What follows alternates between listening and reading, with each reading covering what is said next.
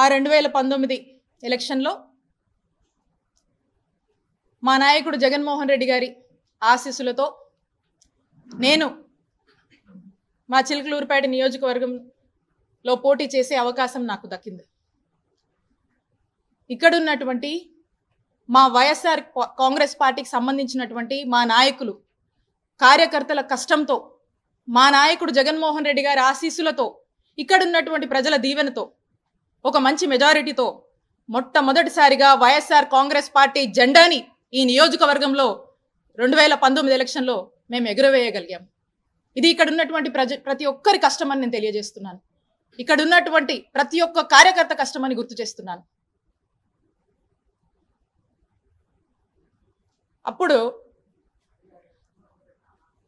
మా నాయకుడు జగన్మోహన్ రెడ్డి గారు ఆ 2019లో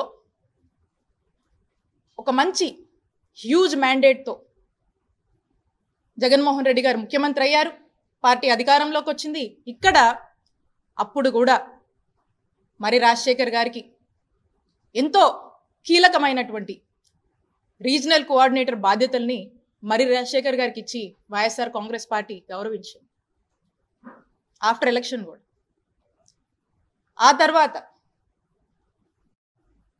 తర్వాత వారికి మరి రాజశేఖర్ గారికి ఎమ్మెల్సీ పదవి ఇచ్చి శాసన మండలికి మా నాయకుడు జగన్మోహన్ రెడ్డి గారు పంపించడం జరిగింది. ఇది మరి రాజశేఖర్ గారికి మా నాయకుడు జగన్మోహన్ రెడ్డి గారు, మా వైఎస్ఆర్ కాంగ్రెస్ పార్టీ ఇచ్చినటువంటి గౌరవం అని గుర్తు చేస్తున్నాను.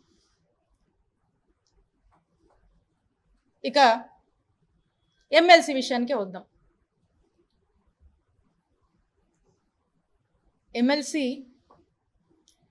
ఎమ్మెల్సీగా ఈ టైంలో ఎమ్మెల్సీగా ఉండి ప్రతిపక్ష పార్టీగా మనం ఉంటున్నటువంటి సందర్భంలో మరి ఈ ఎమ్మెల్సీని మరి రాజశేఖర్ గారు వైఎస్ఆర్ కాంగ్రెస్ పార్టీ తరఫున ఈ ప్రభుత్వం రెడ్ బుక్ పేరుతో చేస్తున్నటువంటి పాపాలని, మాయ మాటలు చెప్పి అబద్ధపు హామీలతో మోసం చేసి అధికారంలోకి వచ్చి ప్రజల్ని మోసం చేస్తున్నటువంటి విధానాన్ని వైఎస్ఆర్ కాంగ్రెస్ పార్టీ ఎమ్మెల్సీగా మరి రాజశేఖర్ గారు మరి శాసన మండలిలో గొంతెత్తి ఈ ప్రభుత్వాన్ని ప్రశ్నించుంటే మరి రాజశేఖర్ గారి గౌరవం ఎంత పెరుగుండేది అనేది ఒక్కసారి వారినే నేను ఆలోచించమని అడుగుతున్నాను. మరి ఈ రోజున మరి రాజశేఖర్ గారు ఎమ్మెల్సీకి రాజీనామా చేయడం అంటే, ఒకవేళ ఇది యాక్సెప్ట్ అయితే ఈ ఎమ్మెల్సీ వైఎస్ఆర్ కాంగ్రెస్ పార్టీకి సంబంధించినటువంటి ఈ ఎమ్మెల్సీ పదవి అనేది టీడీపీకి వెళుతుంది కదా. గారు క్రమంగా కూడా మరి రాజశేఖర్ గారికి గౌరవం ఇస్తూనే వచ్చారు, ఉన్నత పదవులు ఇస్తూనే వచ్చారు. ఎక్కడా కూడా మా నాయకుడు జగన్మోహన్ రెడ్డి గారు మరి రాజశేఖర్ గారిని మోసం చేయలేదు.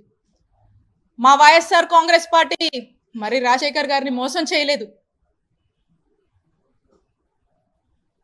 ఒక్కసారి మరి రాజశేఖర్ గారిని నేను అడుగుతా ఉన్నాను, ఆ కుటుంబము మోసం చేసింది అని మీరు మాట్లాడుతుంటే ఒకసారి నాకు మిమ్మల్ని అనాలనిపిస్తూ ఉంది. ఒకసారి ఆత్మవిమర్శ చేసుకోండి. ఆ కుటుంబం మీకోసం ఎంత నిలబడింది, మీ ఎలాంటి పరిస్థితుల్లోనే ఎలా నిలబడింది, పార్టీ కష్టాల్లో ఉన్నా ఎలాంటి పరిస్థితుల్లో ఉన్నా మీకు మాత్రం ఒక మెట్టు గౌరవం పెంచిందే తప్ప ఎప్పుడు కూడా మీ గౌరవానికి ఎప్పుడు కూడా తగ్గింపు అనేది లేదు. పార్టీ మీకు ఎప్పుడు మంచి చేసింది, మిమ్మల్ని ఉన్నతమైన పదవుల్లోనే ఉంచిందని తెలియజేస్తా ఉన్నాను. కాబట్టి ఓకే, అన్ఫార్చునేట్లీ మేము ఓడిపోయాము.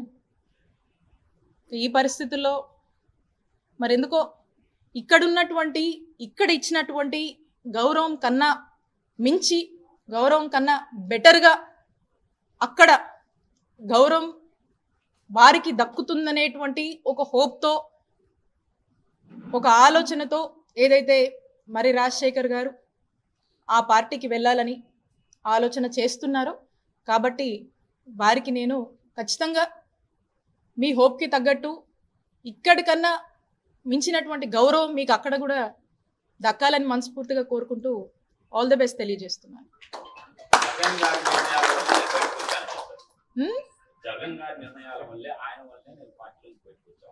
అంటే ఏ నిర్ణయం అన్నా అదే నేను చెప్తా ఉన్నా. 2004 నుంచి 2024 వరకు కూడా స్పష్టంగా అన్ని విషయాలు మీ ముందే పెట్టాను.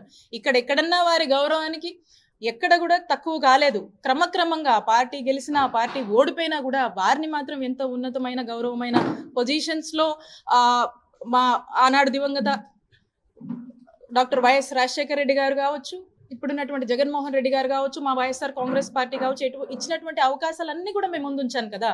సో కాబట్టి ఎక్కడ కూడా ఆ తప్పు మేము చేయలేదు. ఇక్కడ కూడా అతన్ని పూర్తి స్థాయిలో కూడా అతనికి గౌరవం పెంచుతూనే వచ్చాము అనేది తెలియజేస్తున్నాను.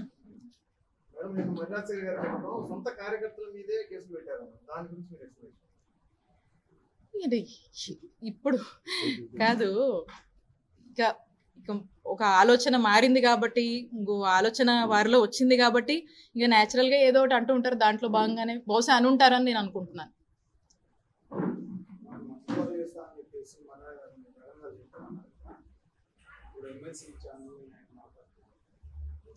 అదే ఏం జరిగింది ఏంటి అనేటువంటి స్పష్టత వారికి ఉంది. అదే ఇందాక నేనన్నా, ఇంటర్నల్ గా జరిగినటువంటి విషయాలు నేను ఇక్కడ మాట్లాడలేను కాబట్టి వారికి ఆ స్పష్టత ఉందని నేను భావిస్తున్నాను.